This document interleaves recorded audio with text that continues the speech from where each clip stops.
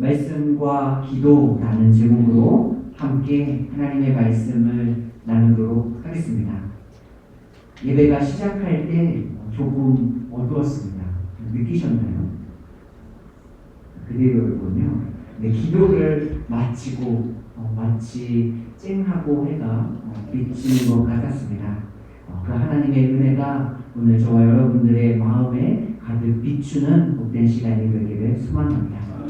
성도는 이 땅에서 나그네, 이방인, 외국인, 임시 체류자의 정체성을 가지고 살아갑니다. 성도는 이 땅에서의 고난을 이상하게 여기지 않습니다. 오히려 성도는 하나님의 나라를 소망하며 부활에 살아있는 소망과 하나님의 능력의 지키심과 보호하심으로 고난 중에서도 기쁨의 노래를 부르며 살아가는 존재입니다. 우리가 2주 동안 함께 나눈 말씀입니다. 이제 고난 가운데 살아가는 성도, 곧 고난을 맞이하게 될 성도가 누리게 되는 세 번째 은혜와 소망이 있습니다. 무엇입니까? 말씀과 기도입니다.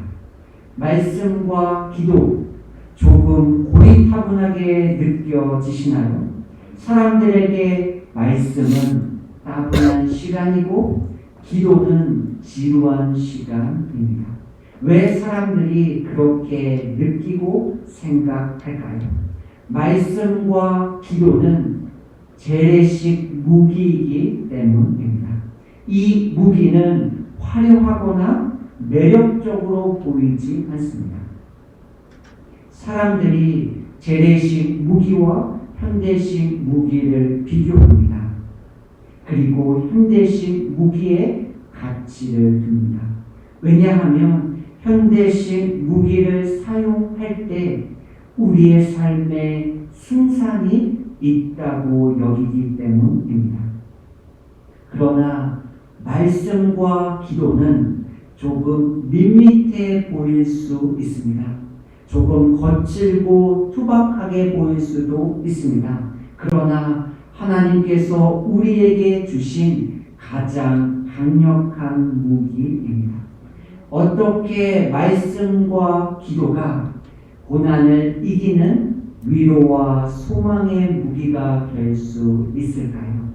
첫 번째, 말씀이 우리의 존재에 대해서 증언하고 있기 때문입니다. 사람들은 연령, 성별, 인종에 상관없이 건강에 관심을 많이 가지고 있습니다. 우리가 건강에 대해서 많은 이야기를 듣습니다. 건강에 대한 새로운 지식도 있지만 우리가 이미 알고 있는 이야기를 들을 때도 있습니다. 그럴 때 우리는 어떻게 반응하나요? 대부분 고개를 끄덕이며 알고 있습니다. 그런데 실천하는 것이 쉽지 않네요. 이렇게 생각합니다. 반면에 말씀을 들을 때 우리는 어떤 생각과 마음의 태도를 가지고 계시나요? 사도들이 사람들에게 전한 복음이 무엇입니까? 너희가 십자가에 죽인 예수가 하나님의 아들입니다. 그리고 그 십자가에 죽인 예수가 3일 만에 부활하셨습니다. 누구든지 주 예수를 믿으십시오. 그러면 구원을 받습니다. 이것이 사도들이 전한 복음의 전부였습니다. 사도행전을 읽어보십시오. 사도들이 가는 곳마다 전한 내용은 이것뿐이었습니다. 지루하십니까? 타분하십니까? 아닙니다. 그럴 수 없습니다. 우리가 하나님의 백성, 하나님의 자녀, 하나님의 딸, 하나님의 아들이 되었습니다. 이 신분의 변화보다 더 귀한 것은 없습니다. 사람들이 갖고 싶다고 얻을 수 없습니다. 사람들이 사고 싶다고 살 수 없습니다. 오직 삼위 하나님의 은혜로 우리에게 값없이 선물로 주셨습니다. 저와 여러분이 하나님의 택함, 하나님의 선택, 요즘의 언어로 하나님의 찜을 당한 사람들입니다. 어떻게 이 진리를 깨닫고 잠잠할 수 있겠습니까? 주 날 구원했으니 어찌 잠잠하리. 주 내 죄 사했으니 어찌 잠잠하리. 나 기쁨의 찬송 드리리. 기쁨의 경배 드리리. 이 찬양의 고백이 저와 여러분들의 고백이 되어야 할 줄로 믿습니다. 아멘. 그렇다면 우리가 어디에서 이 구원의 기쁜 소식을 발견할 수 있습니까? 바로 하나님의 말씀입니다. 10절입니다.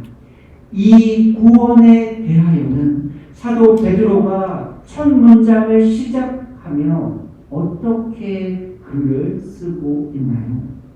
성도가 고난을 이길 수 있는 첫 번째, 두 번째, 세 번째 방법, 이렇게 시작하고 있지 않습니다. 이 구원에 대하여는, 너희가 받은 이 구원에 대하여 내가 지금부터 진술하겠습니다. 그리고 이어서 이렇게 기록하고 있습니다. 너희에게 임할 은혜를 예언하던 선지자들이 연구하고 부지런히 살펴서 이 구원이 어디서 발견되고 어떻게 우리에게 전하여 줬는지 말씀하고 있습니다. 11절입니다. 자기 속에 계신 그리스도의 영이 그 받으실 고난과 후에 받으실 영광을 미리 증언하여 누구를 또는 어떠한 때를 지시하시는지 상고하니라. 10절과 11절에 선지자들과 하나님의 말씀을 전하는 복음자들이 연구하고 부지런히 살피며 상고했다라고 기록하고 있습니다. 이 두 단어의 의미는 무언가를 조사하여 살핀다, 간절히 찾고 샅샅이 살핀다, 알기 위해 노력했다입니다. 선지자들이 이러한 노력을 통하여 궁극적으로 발견하기 원하는 것이 무엇입니까? 우리가 받은 구원입니다. 이것은 매우 중요합니다. 성경은 우리에게 구원받은 성도가 살아가야 하는 삶의 여러 가지 모습을 말씀하고 있습니다. 이렇게 살아가세요. 저렇게 살아가야 합니다. 우리가 익숙하고 자주 듣는 말씀입니다. 그러나 성경은 우리가 성경이 제시하는 모습으로 살아가기 이전에 그렇게 살 수밖에 없는 이유가 있음을 제시하고 있습니다. 그것이 무엇입니까? 바로 구원입니다.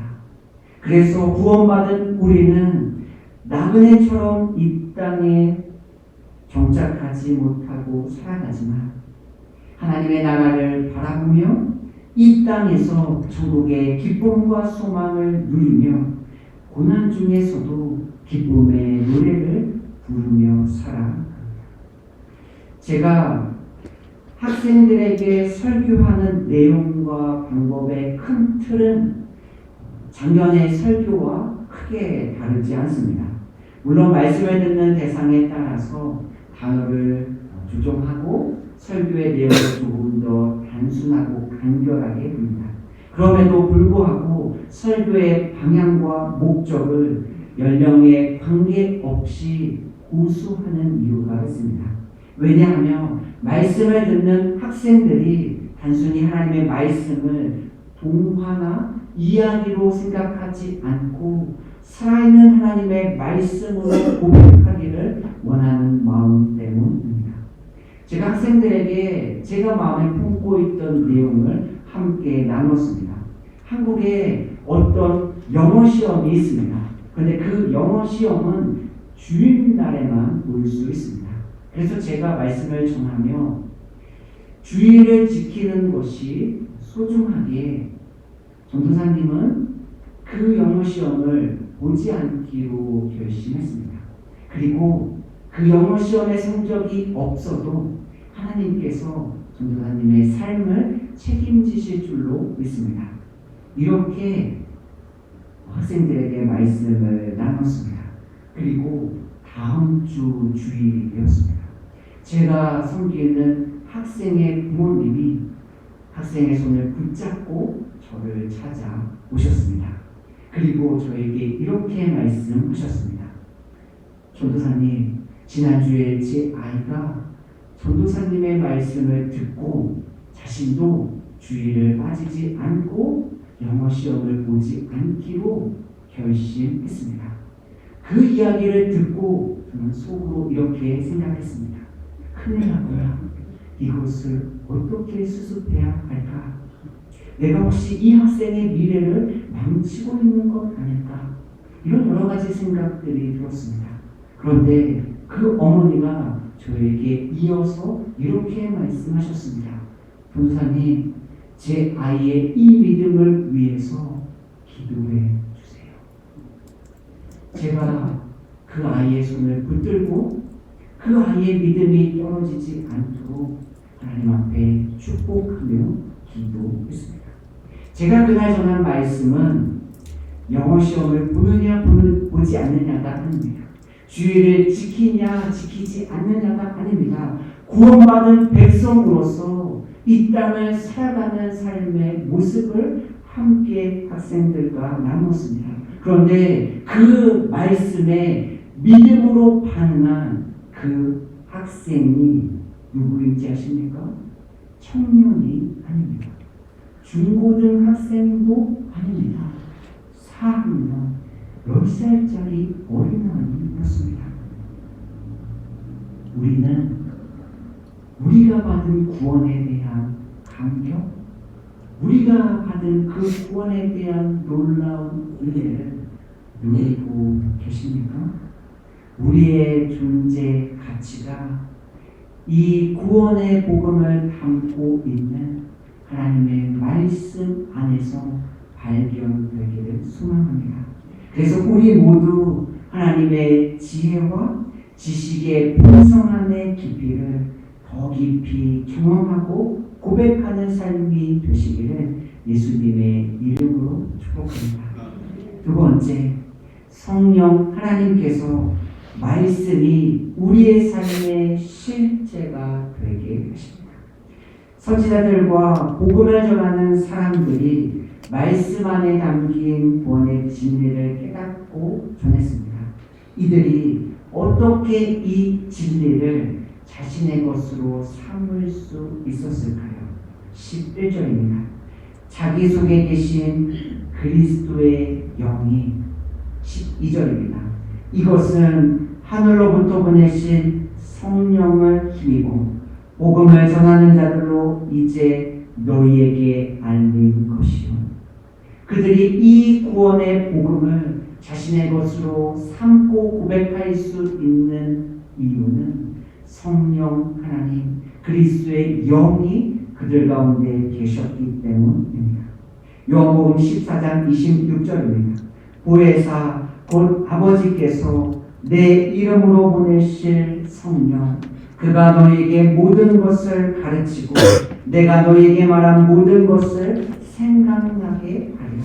성령 하나님께서 하나님의 말씀을 생각나게 하시고 그 하나님의 말씀을 우리에게 적용시켜 주십니다.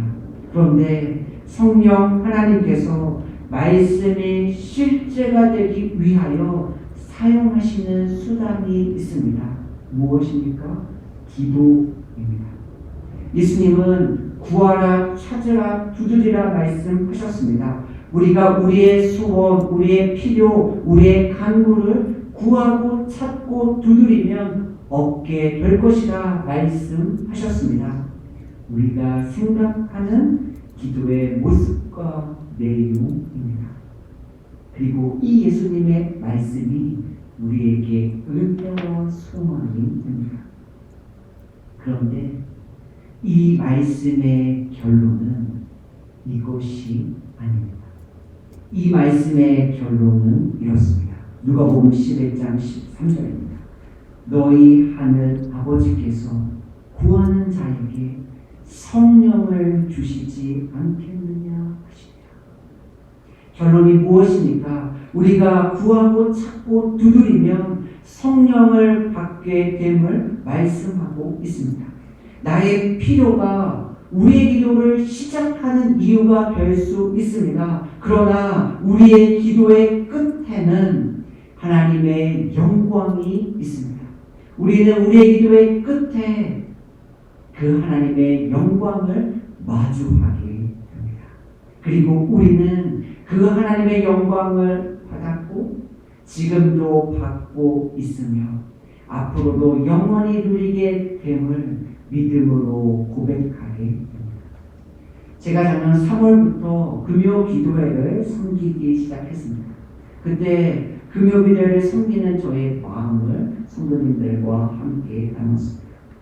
지금은 아마존이 많이 개발되어서 조금 상황은 달라졌습니다.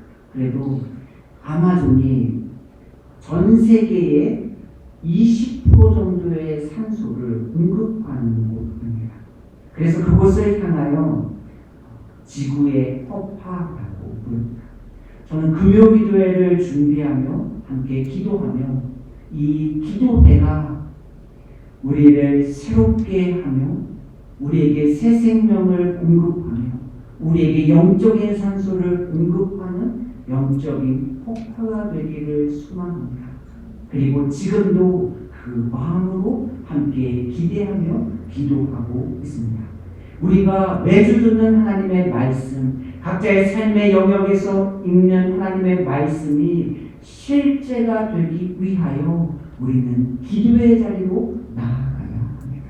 그 기도를 통하여 나와 우리의 자녀, 우리의 가정, 우리의 직장, 우리의 나라와 민족이 새롭게 되는 줄로 믿습니다. 사람들을 피해 우물가로 나온 한 여인이 있습니다. 그런데 그녀가 자신이 우물가로 온 그 목적을 잃어버리고 자신이 피했던 사람들에게 다시 돌아갑니다. 그 이유가 무엇입니까? 그녀가 예수 그리스도 메시아를 만났기 때문입니다. 요한복음 4장 28절입니다. 여자가 물동이를 버려두고 동네로 들어가서 사람들에게 이르되 29절입니다. 내가 행한 모든 일을 내게 말한 사람을 와서 보라. 이는 그리스도가 아니냐 하니. 그녀는 다른 사람들에게 감추고 숨기고 싶은 삶의 상처와 아픔이 있었습니다. 그런데 예수 그리스도를 만나자 그녀를 괴롭게 했던 사람들을 피하게 할 수밖에 없었던 그 모든 짐으로부터 자유롭게 되었습니다. 우리의 소원, 우리의 필요, 우리의 간구를 위한 기도는 필요합니다. 그러나 우리는 같은 비중으로 어쩌면 더 큰 무게감으로 우리 자신이 어떠한 존재를 확인하기 위하여 하나님 앞에 기도해야 합니다. 그때 성령 하나님께서 말씀에 기록된 우리가 어떤 존재인지를 그리고 우리가 받은 구원의 무게와 가치를 다시금 깨닫게 하여 주십니다. 우리의 믿음이 흔들리는 이유가 무엇입니까? 우리가 삶의 고난과 환난 앞에 담대하지 못한 이유가 무엇입니까? 어쩌면 우리가 어떤 존재인지 분명한 인식이 부족하기 때문 아닐까요? 하나님께서 우리에게 말씀과 기도라는 재래식 무기를 주셨습니다. 시대에 맞지 않을 수도 있습니다. 때로는 힘들 수도 있습니다. 그러나 기억하십시오. 말씀과 기도는 그 어떤 것보다 가장 강력한 무기입니다. 우리 모두 말씀과 기도로 무장해서 고난 중에서도 환난 가운데도 이 땅에서 부르심을 받은 성도로 멋지고 아름답게 살아가는 저와 여러분들의 삶이 되시기를 예수님의 이름으로 축복합니다. 아멘. 함께 기도하겠습니다.